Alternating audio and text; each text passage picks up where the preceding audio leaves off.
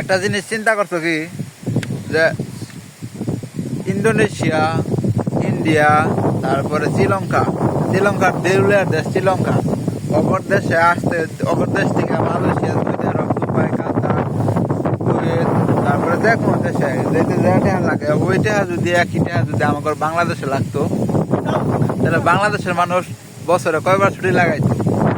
ওরা কি করে, 2 বছরে কন্ট্রাক্ট শেষ না হইতেই ওরা শুরু করে দেয় ওরা দেশে যাবো। আমি কই কে দেশে যাবি কে, আর 1 বছর থাক।